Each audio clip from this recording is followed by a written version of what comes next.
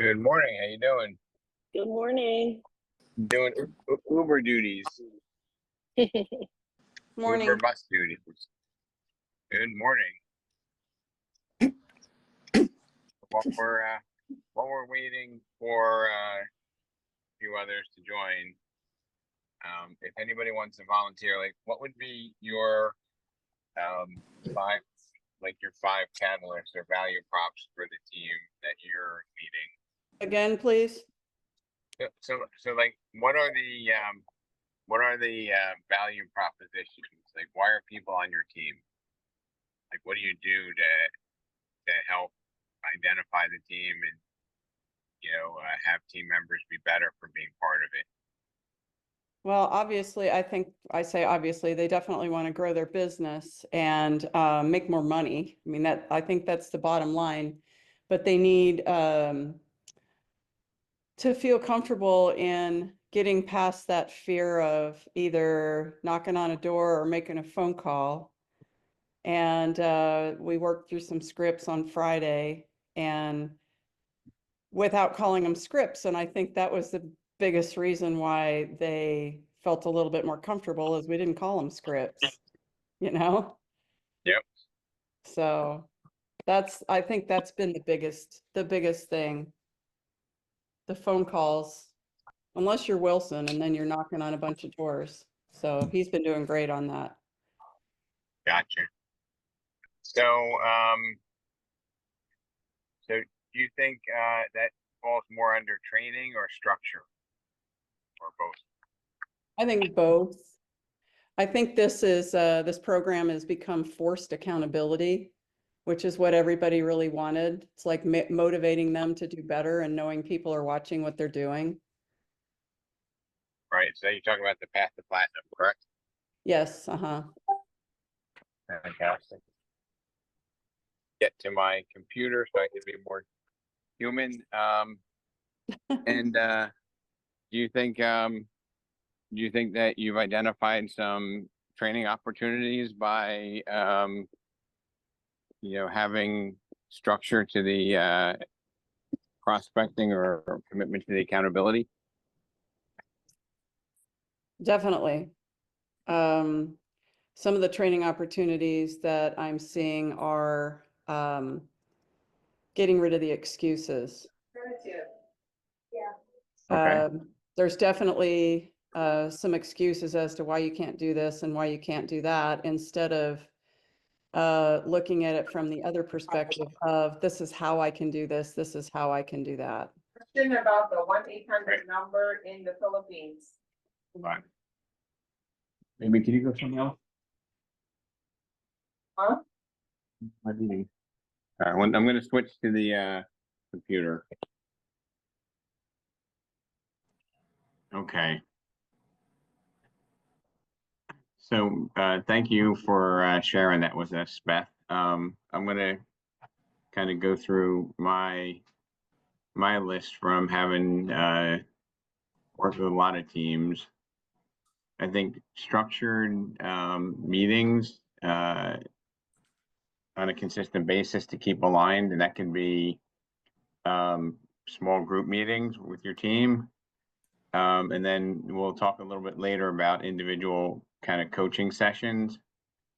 And I think as team leaders, we take for granted that we all know what our mission is, but if we don't continually repeat it like a politician, people forget, right?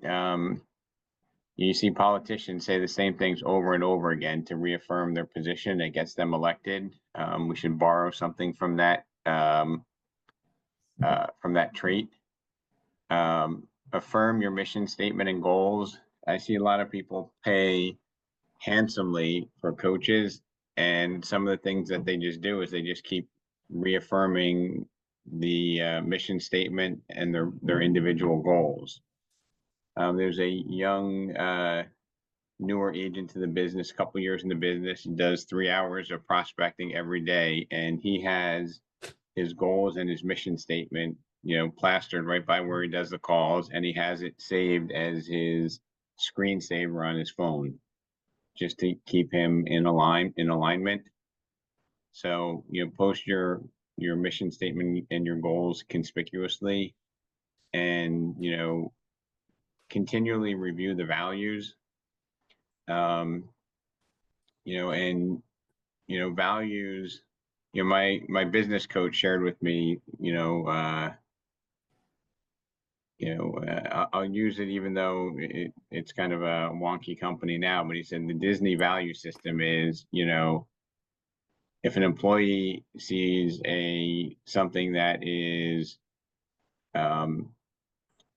something that's dirty or that needs to be improved for the park, they need to clean that. But if they see a safety issue, that trumps the cleanliness issue, right? So they have a hierarchy of values, and I think we need to preach a hierarchy of values to our team members so that they stay aligned and consistent to the mission. For example, I think a lot of team members are out of alignment in that, if somebody needs to do I just use a lame example. They need to do a home inspection or letting something that's more mundane that somebody asks them to do, and they say, okay, I'll do that before I do my prospecting, right? If you were meeting with a $2 million listing client you blocked out 2 hours, how likely would you allow something else to interfere with that? Probably not at all, right?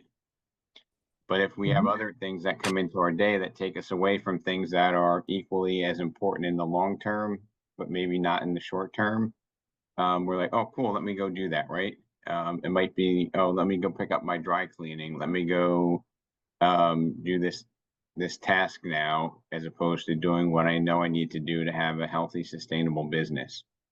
Okay. So reviewing your values, remaining structured, I have as number 1. Number 2, I have technology and systems. Okay. And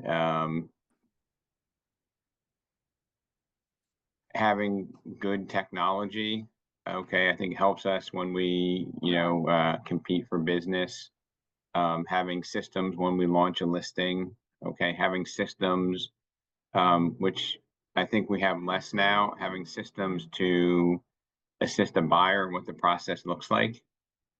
Okay, we're going to talk a little bit more about that in one of our masterminds on Friday, but I think and when you do a listing, you do all the comps, we're all very competent in that ourselves.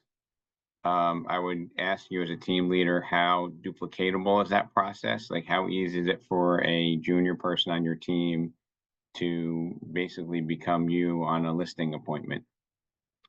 Number 3 is really important. Maybe Path to Platinum is exposing this, but teach and train, don't assume.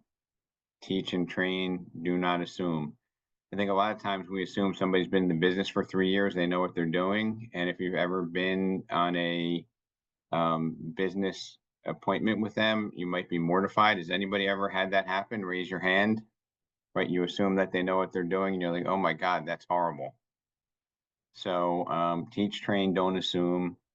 Inspect and coach, on calls, buyer and seller appointments, etc. If you're doing the Path to Platinum and you might have the opportunity to observe your team members making calls, has anybody observed any team member that you've had make calls and you were appalled? Anybody? Many times. Okay, so I think that's an opportunity for you to kind of coach them, because a lot of times they self-sabotage. They get so nervous and they just completely forget everything that we've been teaching them and what we've talked about. Number 4 is commit to your CRM. Okay, because in my opinion, the CRM is the business, right? I've been blessed to have the opportunity to buy a lot of businesses, and what makes a business valuable is the ability for it to replicate revenue over time. Okay.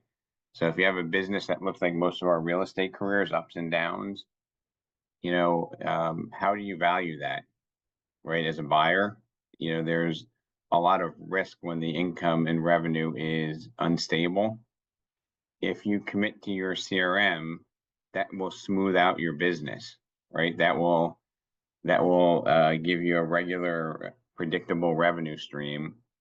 And I believe it will give you a much higher revenue stream because you're not losing or leaving business on the table. Okay. And then my number 5 is monitor results. Okay. And coach up. My example for monitoring results is this new aggressive agent, Joe in Westfield, is doing 3 hours of calls a day. He's going on 15 to 25 appointments a month, but he was only getting 2 to 3 listings. So we have to identify the problem. Now, if you have somebody that's going on, that's doing cold calls, going on 15 to 25 appointments and getting 2 to 3 listings, what do you think the problem is? Confidence and showing value. Presentation. Both of those are part of it. Anybody else have? There's another obvious miss that we're not talking about here. The skills. What's that? The skills. The skills of the persons are. The skills, yeah. But one thing that I think a lot of us missed, and I almost missed from the onset, was, were all of those 15 to 25 pre-qualified appointments, were they people that were ready to transact? Oh, the pre-qualified process. Right, because you want to make sure that if you go out there and you bring the best you, right, and you have the greatest value prop, that you actually have the ability to earn the business, right? Mhm. Because there are sometimes that people, are just kicking tires, and that could also demotivate us. Okay, it can demoralize a team member. Okay, and sometimes, when is there anybody that's on this call that's less than 5 years in the business? So Glenn, you're right at 5, right? Yep, just about to. Okay, and Lynn, how many years? I just hit 5 years in November. Okay, so I think to some extent, the two of you have an advantage in the way that you can relate to people, because once we've been in the business for 5, 10, 20 years, we make a lot of false assumptions about skills that people have, habits that people have, processes that people have, and I think that's a mistake. And a lot of times we make those mistakes when somebody starts out and they're successful early on, and we don't inspect and review the basics that they're doing, right? How many of your team members that you have you not been on a buyer or a listing appointment with? So I'll start with you, Patrick. I see you have the camera on. Like, you have how many team members now with Chopper? We're up to 10 team members, Rob. And have you or Chopper been on listing appointments and buyer presentations with all of them? Not all of them, but we have been with some of them. And to answer your prior point, yes, we have been mortified at some of the things they've said at those appointments. So part of what I'm going to encourage you to do, and Chopper, do you have a comment on that? Yeah, I think, well, I think I've taken everybody except 2 of them. But yeah, Patrick's right. I always do the listings. So Pat would be more likely to go with him on the buy side. But yeah, sometimes they'll come up with things and I'm like, we talk about it afterwards. I try to hold back, and then I don't try to step on their words and try to circle back to that in some manner to kind of clarify in a different way. But I wait down the road to do that. And early on in my career, Chopper, I thought maybe that the agents were nervous, or the team members were nervous. That's why they were kind of flubbing the language. But as I, move on in my years, I realize that it's probably not their nervousness. As a matter of fact, they might be bringing their better game to our appointments, which is even more frightening. So, we need to be able to inspect what they're doing because we care and try to listen to their. I mean, even listening to their calls when you sit next to them, like sometimes aren't you like, oh my God, that's what you're saying, right? Yeah, and a lot of times I'll just say to them, you could you might have worded it like this, or like if I listen to their CRM or their Zillow calls, and I'll be like, you kind of rushed this. If you would have taken the seat back, I think you might have wanted to say this instead of this. A lot of times they hurry and they don't listen to what the client's saying.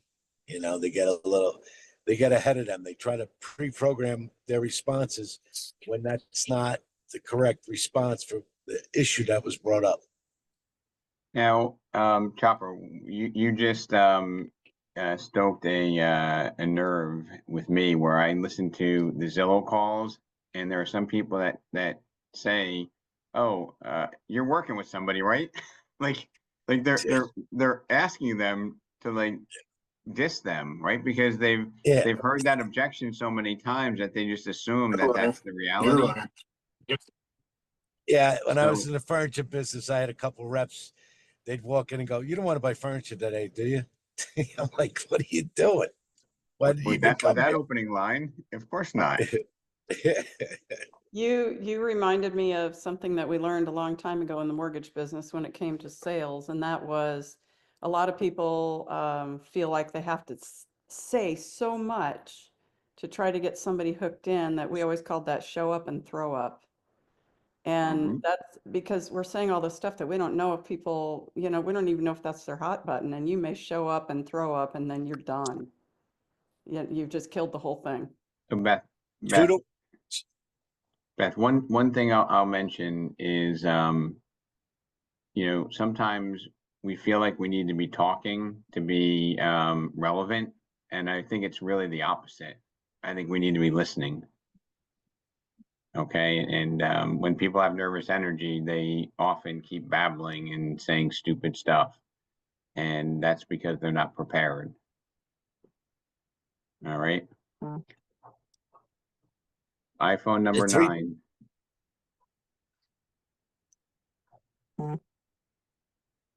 Did you have something to say, number 9?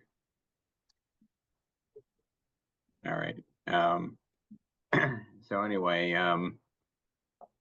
if you don't, have a mission statement with your goals and perhaps your values posted, I would just encourage you to do it for yourself, and then to start having those conversations with your team. Okay. And I would encourage you all to make it to make the investment in your team members and go out on their buyer or seller appointments to listen to them and be able to give them some constructive criticism to improve. I think as a group, Remax does an excellent job at procuring listings, and we get them priced better than most. And we do a great job at, if somebody says I need to sell my house, we'll get it done. Where I think we have a tremendous opportunity is if we have buyers that we've pre-qualified their motivation. Okay, we need to give them the pathway to home ownership. In other words, I talked about it on Friday's session about reverse engineering the listing process for buyers. Okay, and what I mean by that is, and this is not a buyer discussion here, but it's just an example of how we can help the team members. Is if somebody wants to buy, we're using the same playbook from the 50s. Okay, we just run them out, we show them houses. We're now a little bit more technologically efficient for doing that. But I don't think we share with buyers that, for example, if somebody wants to buy a 4-bedroom home in Boonton, and what are those going for now? About 700, Glenn? Oh, not that high yet. What, 650 tops. 650, okay, so if somebody has a budget of 600, they want to buy a 4-bedroom in Booton, right? And they have certain criteria, maybe they need a 2-car attached garage. How many of our agents or how many agents in the industry are going through and saying that, there's only 7 of them that sell every year? Let's talk about how many buyers are, and reverse engineer that process so that the buyer is prepared, right? Because a buyer doesn't know that there's not 6 of them coming on every month or 7 of them coming on once every year. And do you think that that would be really helpful in guiding both the buyers and our team members? Right? Yeah. And Glenn, do you do anything like that? If anybody does, I'd put my money on you. Yeah, so specifically for buyers, we do that because that's why our percentages are so low on offers, meaning that we don't show a lot of homes. Because I set the stage because I'm not going to run people around to 50 homes. So if they're going to make an offer, they make an offer. Like most of my folks make huge offers out of the gate because of that. So it changes the mindset. And to be honest, don't you think it's helpful for a buyer to know what they're up against? Right? Because chances are the last 12 months are the best indicator of the next 12 months, right? In terms of how many of those type of properties are selling and what the price range is for those. And if it's good for the client, it's good for our team member as well, right? Yeah.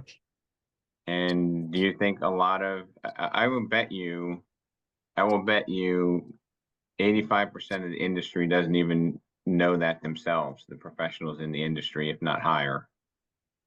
Right? They don't know how many, if they miss this one, they don't know how many are going to come on in the next 12 months and how many came on in the prior 12 months. Okay. Yep. And if somebody has laser focus, they can, what do you call it, Glenn? Stop the clock? Is that what you call it? Yep. Stop the clock. You can stop the clock because I think people feel, people feel like it's buying a house is like a lottery ticket, and they hope to get lucky and find that property that suits their needs.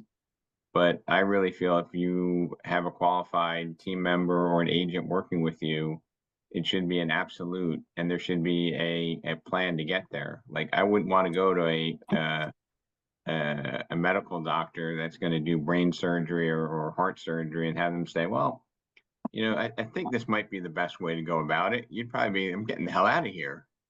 Right? I'm like, we can go in through the arm, or I can just cut you wide open. Which would you prefer? Like, I prefer a different medical professional. And I think, buyers and sellers really, they deserve that enhanced professionalism. And we're in a unique situation where, we now have a more intimate relationship with our team members. We care about them, but we just need to realize that if we care, we're going to inspect and guide them and tell them when we see opportunities to improve. All right. And I think Beth's comment of show up and throw up, that's an indication of nerves and being unprepared. A combination of those two things puts people in situations where they keep talking with nervous energy. But if you're well prepared and you're well scripted, you will take the time to say, that's interesting, tell me more about it, right? And then you can listen to the person and find out what's the motivation behind the motivation, right? Oh, God. So who has their mission statement and their goals with each team member abundantly available to you and to the team member, so that when you meet with them, you can say, hey, it's now end of January. Have you put together 2 deals to get you to your goal?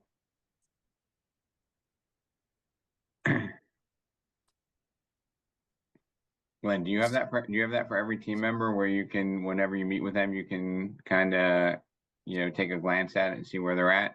Or do you just have the minimum standard? No, we have each team member sets their own goals. So every 2 weeks, I have a 15-minute meeting with them individually, but we review every single day the calls on our huddle. or conversations, I should say. Fantastic.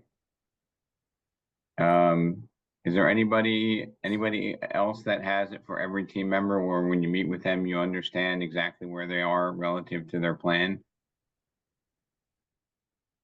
Oh my God.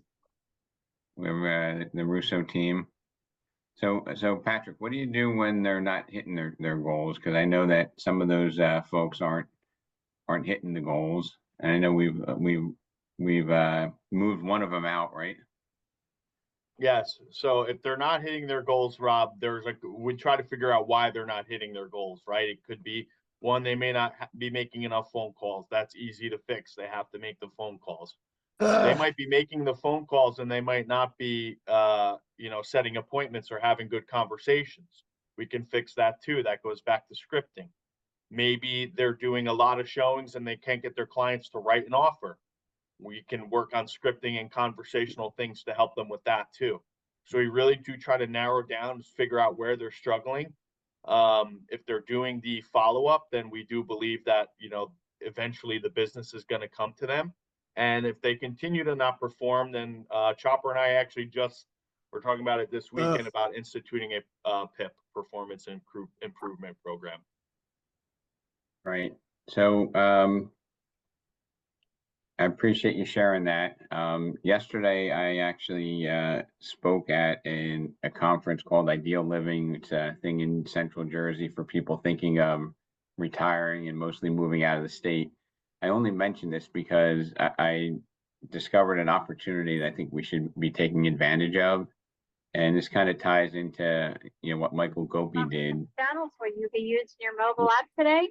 No, Go ahead and get your number Hold on. ready. I'll be up in a minute. Good morning, what can I get for you? bacon, egg, and cheese McMuffin. Oh, healthy there, right? So what I came up with was, if we were to call our sphere of influence, which is basically what Michael Gopi did, it was $0 advertising dollars, and we were to talk to them and say, hey, if you had any thoughts about, selling your home or buying a home in the next, even if you said 2 years, I'd like to invite you to an event we're hosting and share with you some trends that are going on, right? Because you might find people who are thinking of selling in 2 years that might be selling immediately if they find out that the process is not as intimidating, right? So, Michael, did you spend money advertising for that event or no? No, I didn't spend any money advertising. It's just now we have 7 agents on our team, so it's just each agent calling their inner circle. Each agent, every place they go, to the gym, to the barber shop, I mean, the opportunity is right there in front of them. So this event we're hosting on February 13th. So we're telling everybody it's just education. So yeah, we're getting very involved in the community. 0 marketing dollars. I mean, truly the key to real estate is your inner circle, your center of influence. Right. Well, I think there's a lot of different ways, but it was something that I didn't really think of, and I appreciate you sharing that with the group. But I was like, Michael, and I was pressing Michael and Frank, how do we get this all over social media? How do we get strangers to come and meet us at an event where we educate them on buying or selling a piece of real estate? And to my surprise, these were all people that Michael's team knew, that once they were introduced to the process and saw that it could apply to them and that they could actually find something that worked, it provided that spark that, what was it, 4 transactions so far out of like 14 people? We actually closed about 10 of them. So it was actually successful. And we got referrals, a significant amount of referrals from their friends and family. So Frank from Motto Mortgage and I mean, we're doing big things. Also, I just want to add, if I can get a bacon, egg, and cheese too, and a coffee, that'd be great. So anyway, thanks for the humor as well. But I really think that if we can hold our team members in a little bit more accountable, build a little bit more structure, that we're going to be better team leaders. We're going to have more successful team members that will ultimately, help us have more successful teams ourselves. There's no way that one can happen without the other. And if you think about it, everybody who is not with Remax Select always worries about, how do I structure a contract so that my team member can't leave? And if I look at this group here, I can't really think of any valuable team members that have left any of you to go on to do other things, other than they've left because you said, hey, you're not hitting the mark, you're not committed to the business. Okay. And to me, that's really, really refreshing.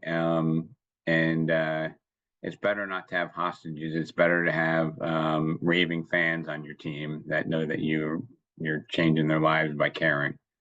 So I appreciate it. I'm not sure if it's this week, it might be next Friday, but I'm going to reverse engineer the buying process. And at a minimum, I'd like to see all your team members on that call so that they can better serve their buyers. And every single buyer that's motivated and qualified should be moving into a new house in 90 days or less. That's a core belief I have. All right. Thank you, everybody. Thanks, Rob. Take care. Bye-bye. Thank you, Rob. Bye.